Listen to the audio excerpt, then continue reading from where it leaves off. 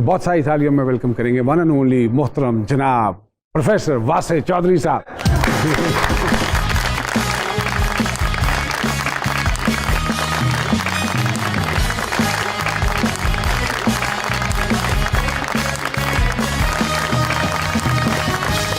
वाह वाह वाह, आपने देखा है ये वही ठेका है जो आपके पास भी बचता है माशाल्लाह, और 9 और जगहों पे भी बचता है। 9 और जगह पे भी। जैसे हमने भी कोई नया नहीं उसमें काम किया, इन्होंने ठेकों में भी नहीं किया।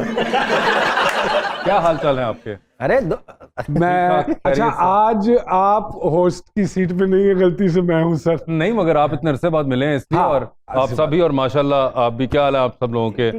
आपके बाल आज भी वैसे ही खड़े हैं जैसे मैंने बचपन में देखे थे। वासे चौधरी कौन है जी? वाह वाह वाह, क्या सवाल किया आपने। ये कौन है वासे चौधरी? इंसान। एक इंसान। किस किस्म का इंसान है वासे चौधरी? इंसान जो है वो भी बस कुछ कंफ्यूज सा ही चल रहा है। जबकि उसको मालूम है कि वो बहुत अच्छा लिखारी भी है, राइटर भी है, होस्ट भी है, वो बहुत अच्छा एक्टर भी है, वो बहुत अच्छा डायरेक्टर भी साबित हो सकता है।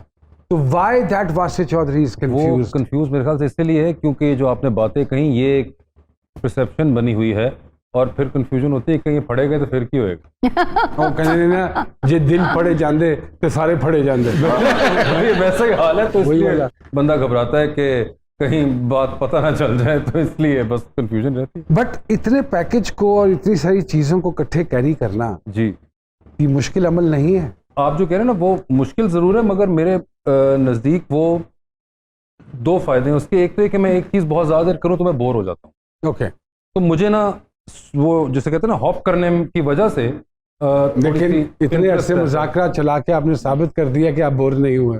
हाँ, मगर मैं आपको उसकी भी ट्रिक, कई लोगों ने मुझसे ये, और अक्सर अपने ही फील्ड के दोस्त होते हैं वो कई बार कहते हैं कि यार होते नहीं हो। मेरे लिए वो बड़ा स्विच ऑन एंड ऑफ अब बन चुका हुआ है। वाह। वो जिस टाइम पे होता है वो करता हूं मैं, और उसके बाद ना मेरा एक बहुत 80% सेक्शन ऑफ हो जाता है मेंटली। ओके, मैं मेंटली ऑफ कर लेता हूँ। जो 20% बाकी चालू रहता है वो होता है ऑब्जर्वेशन का। जो जिंदगी है मेरा वैसे ही चालू रहा है। वो शायद कोई चीज मैं देख लूं और मैं 2 हफ्ते बाद कोई उससे मुताल्लिक कोई गेस्ट आए तो मैं उसको वहां पूछ लूंगा वो बात। तो कुछ इस तरह से काम चल रहा है। और इन सब में से सबसे ज्यादा एंजॉय किस चीज को किया? होस्टिंग। अच्छा। उसकी बड़ी सिंपल वजह है, होस्टिंग सबसे ज्यादा आसान है इनमें से। एक्टिंग ज्यादा मुश्किल है क्योंकि उसके अंदर फिजिकल ड्यूरेशन ज्यादा हो जाती है। बिल्कुल ठीक। और इन सबसे जो मुश्किल काम है वो राइटिंग। क्योंकि देखें, राइटर एक पागल आदमी होता है जो एक कमरे में अकेला बैठ के सोच रहा होता है इन 12 कैरेक्टर्स ने क्या क्या बोलना है, इनकी जिंदगी की मैंने अभी क्या कहानी दिखानी है। नहीं, उसमें आप पेमेंट का भी तो सोचते होंगे ना? नहीं, अच्छा पेमेंट का आपको मजे की बात बताऊं, पेमेंट अगर आप सोचे, मैं आपको बताऊं राइटर सबसे ज्यादा नफी पे है पेमेंट की साइड से। वाह। इन्होंने एक मेरा ड्रामा जो किया था जैक्सन हाइट। हाँ, क्या बात। वाह वाह। और सर इसी को गाइड कर लेंगे, आज टीवी पे आपका ड्रामा अर्बन देसी। हाँ, बहुत आला। वो मैं देखता था, बहुत आला था, कमाल। सर एक गांव का कैरेक्टर था, गांव का कैरेक्टर था।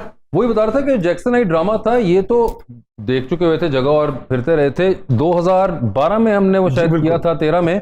आप यकीन करें मैं जैक्सन हाइट पहली दफा जिंदगी में 2017 के अंदर गया था।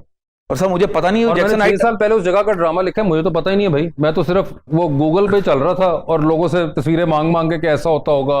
अब सोचे नहीं, और कसम से सर हमें नहीं पता था कि आपने लिखा, और इतना अच्छा ड्रामा हमें नहीं पता था कि आपने। अल्लाह की कसम मुझे भी आज तक नहीं आया, इसलिए मैंने दोबारा ट्राई नहीं किया वैसा। आप समझते हैं कि the fee structure should be different? No भाई, the royalty has to be there.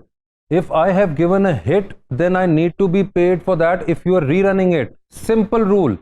Pakistan के तमाम एंटरटेनमेंट चैनल्स जो हैं वो ये जानते हैं, ये सिंपल जेनेरिक रूल है। ओके, वासे चौधरी साहब थोड़ा सा बताइएगा अर्ली एजुकेशन के हवाले से, कहाँ से तालीम हासिल की? और सर बहुत ज्यादा जगहों से की, और बहुत मैं अब्बा क्या गवर्नमेंट जॉब में थे? नहीं सर, नहीं। अगर होते तो शायद मैं आज इतना ये बताते हुए शर्मिंदा ना हो रहा होता। वो मेरी अपनी वजूहत थी। फेल होते रहे? बहुत फेल होता रहा सर, मैं बहुत जबरदस्त फेलियर रहा हूँ पढ़ने के जमाने में। It is not something to be proud of, मगर अब मैं झूठ नहीं बोल सकता। Are you serious? जी, मैं बहुत बुरा स्टूडेंट था। मैं बताता हूँ, लोगों को हंसते हैं। आप अक्सर ड्रामों में, फिल्मों में ऐसा जुमला सोचते हैं कि यार और भाई ये तो मैट्रिक में 3 दफा फेल हुआ है। सर मैंने 6 दफा मैट्रिक का एग्जाम दिया। सर मैंने 3 दफा। नहीं सर, मैं आपको काट गया ना फिर। अच्छा सर, ये सही बात है, सॉरी, ये लिखने वाले, बहुत से लिखने वाले अच्छे होते हैं, पढ़ने वाले नहीं। जैसे पेंटर्स होते हैं जो दीवारों पे लिखते हैं, वो पढ़े लिखे नहीं होते, वो देख देख के लिख रहे होते हैं, लेकिन उनकी लिखाई कितनी अच्छी होती है। पूछने वाली बात ये है कि मैट्रिक में फंस कहाँ जाते थे, किस सब्जेक्ट एक्चुअली जो में? मेरे कुछ किसके साथ? आपके दिमाग का खलल था उस टाइम पे, बस एक स्टेज थी जिंदगी के अंदर, एक अजीब ही फजूल अपने अंदर एक रेबल बने हुए थे, तो पेपर खाली छोड़ाता था, इस किस्म की बेवकूफियां करता था। मगर बस फिर अल्लाह का शुक्र है किसी तरह से निकल आया, वो एक अलग पूरी कहानी है कि निकल आया। मैट्रिक में इन्होंने एमएससी की है, बहुत ज्यादा।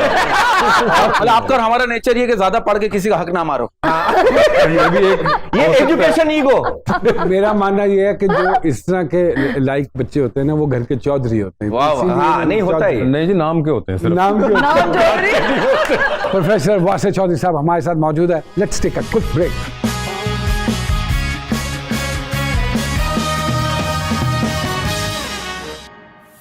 Welcome back to Ji Sarkar. इस काम में घुसने का क्या कोई खानदान में नहीं जी, या एक फैमिली? धक्का था, बिल्कुल एक थिएटर की तरफ धक्का पड़ गया था। मेरे एक कजन ही है हसीब खान, वो भी एक्टिंग करते हैं। वो आपके जी रिश्तेदार जी, हैं? मेरे रिश्तेदार हैं वो। अच्छा। तो वो एक ड्रामे में थिएटर के जा रहे थे, वो मुझे साथ ले गए थे, तो मैं खड़ा हुआ था साइड पे, वो अपनी रिहर्सल कर रहे थे थिएटर में। तो वो जो डायरेक्टर था थिएटर का, उसका कोई एक कैरेक्टर भाग गया। हाँ। तो उसने कहा कि वो मेरे कजन से कि यार वो लड़का आपका कौन है? उसने कहा कजन है मेरा। उसने कहा यार वो खड़ा हो जाएगा। वो 15 सेकंड का एक बॉडीगार्ड का रोल था। तो वो मैं फारिग से छुट्टियां चल रही थी उन दिनों में, तो मैं खड़ा हो गया बॉडीगार्ड के रोल में। वो एक लाइन होती थी कि एक वो शी इज हेयर, गन पे पॉइंट पे एक लड़की को लेकर आना है, हाँ। और वो स्टार्ट था। फिर मैं Lahore college of arts and sciences गया, फिर वहाँ पे बहुत थिएटर के अंदर इन्वॉल्व रहा, और फिर थिएटर करते करते फिर मुझे मिले जैन अहमद, समीना अहमद साहिबा के जो बेटे हैं, जो थिएटर के डायरेक्टर हैं, बड़े ज़बरदस्त।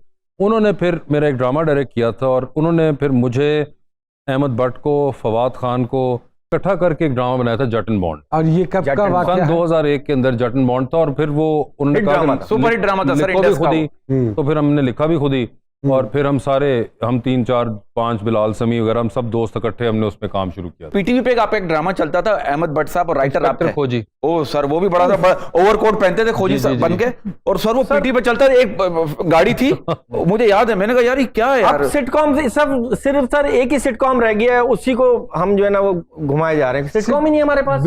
उर्मी भैया का कहने का मकसद ये है कि जो ट्रेंड था सिटकॉम, जी जी, हाँ, वो ट्रेंड खत्म हो गया। बिल्कुल। उसकी कोई खास वजह? उसकी वजह ये थी कि एक ज़माने में बहुत चलते थे, और फिर कुछ एक मार्केट शिफ्ट ऐसा हुआ कि कराची के अंदर चैनल्स कुछ थे, उन्होंने ना क्या कि सिटकॉम्स अभी नहीं हम ले रहे जी। Lahore was a major producer of sitcoms. जब लेने बंद कर दिए तो वो एक पूरा खेप यहाँ से हट गया, लाहौर से जो बनाता था, क्योंकि किसके लिए बनाते भाई, को खरीद ही नहीं रहा था। That kind of killed Lahore की कॉमेडी साइड, जो कि एक बहुत मेजर चीज थी जो कि लाहौर से आया करती और थी। आप कॉमेडी राइटिंग करते? मैं करता था जी, बिल्कुल। Comedy writing is it difficult then serious writing? अगर अच्छी की जाए तो दोनों मुश्किल हैं, अगर बुरी की जाए तो दोनों ही आसान है। I agree. और आप ये काम आसानी से करते हैं। बिल्कुल सही कह रहे हैं। फिल्में भी लिखी, 3 फिल्में लिखी। 3 फिल्में लिखी। कौन कौन सी? मैं हूँ शाहिद अफरीदी, जवानी फिर नहीं आनी 1 एंड जवानी फिर नहीं आनी 2। जवानी फिर नहीं आनी 1 and 2 तो दे आर कॉमेडी। जी। मैं हूँ Shahid Afridi was not. Sports biopic, पहली पाकिस्तान की स्पोर्ट्स बायोपिक थी वो। ये कब रियलाइज हुआ वासी साहब के जवानी फिर नहीं आनी, और ये कैसे रियलाइज हुआ? सर ये एक्चुअली मैंने एक कहानी, मुझे एक दिन आई, एक कॉन्सेप्ट छोटा सा आया था, तो मैंने हुमायूं सईद साहब को कहा कि ये कहानी आई है, तो मैंने अपनी तरफ से सीरियल का आइडिया दिया कि ये सीरियल बनाएंगे। उन्होंने आगे से कहा नहीं ये कहानी बहुत अच्छी, इसकी फिल्म बनाएंगे। तो जब उन्होंने ये बात की, मैंने कहा मतलब कि सीरियल भी नहीं बनना क्योंकि फिल्में तो होती नहीं थी। तो उसके बाद फिर हम मैं